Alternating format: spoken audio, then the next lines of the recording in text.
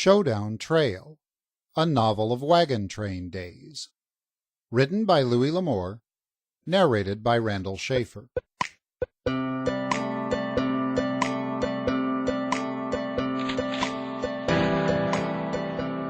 Chapter 1. With slow, ponderously rhythmical steps the oxen moved, each step a pause and an effort, each movement a deadening drag. Fine white dust hung in a sifting cloud above the wagon train, caking the nostrils of animals and men, blanketing the lean sides of oxen and horses, dusting with a thin film the clothing of men and women. Red-rimmed and bloodshot eyes stared with dazed weariness into the limitless distance before 'em, seeing nothing, knowing nothing. Long since all had been forgotten but heat, dust, and aching muscles. Each succeeding step lifted a powdery dust, stifling and irritating. It lay a foot deep on the endless plain, drowning the sparse grass and sage.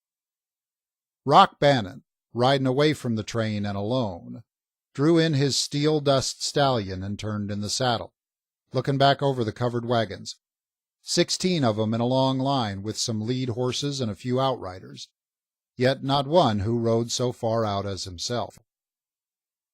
From where he sat he couldn't see their faces, but in the days just past he'd seen them many times, and the expression of each was engraved in his mind. Haggard, worn, hungry for rest and cool water, he knew that in the secret heart of each there was a longing to stop. The vision was in him yet, the golden promise of the distant hills, offering a land of milk and honey, the fair and flowering land sought by all wandering peoples of whatever time and whatever place. No hardship could seem too great, no trail too long, no mountains impassable when the vision was upon him. It was always and forever the same when men saw the future opening beyond the hills where the sun slept. Yet this time the vision must hold meaning. This time the end of the trail must bring realization, for they had brought their women and children along. All but Rock Bannon. He had neither woman nor child nor anyone anywhere.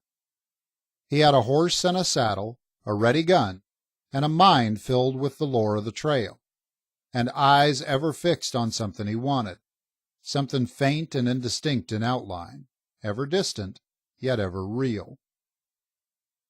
Only of late, as he rode alone on the far flank of the wagon train, had that something begun to take shape and outline, and the shape was that of Sharon Crockett.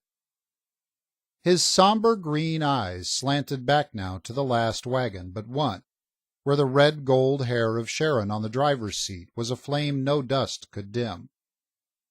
In the back of that heavily loaded wagon was Tom Crockett, her father, stirring, restless with fever and hurt, nursing a bullet wound in his thigh, a memento of the battle with Buffalo Hide's warriors.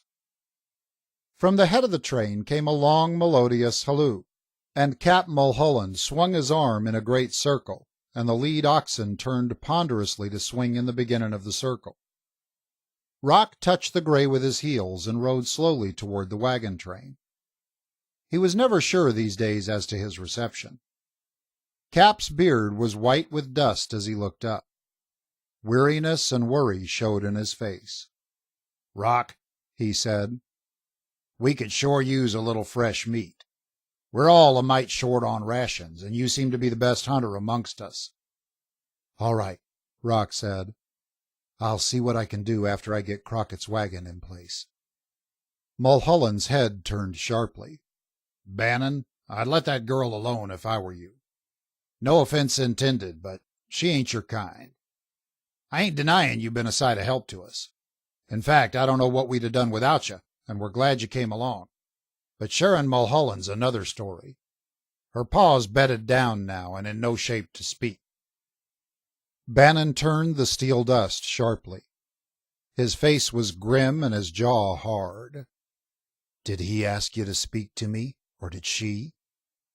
"Well, no, not exactly," Mulholland said uncomfortably. "But I'm heading this train."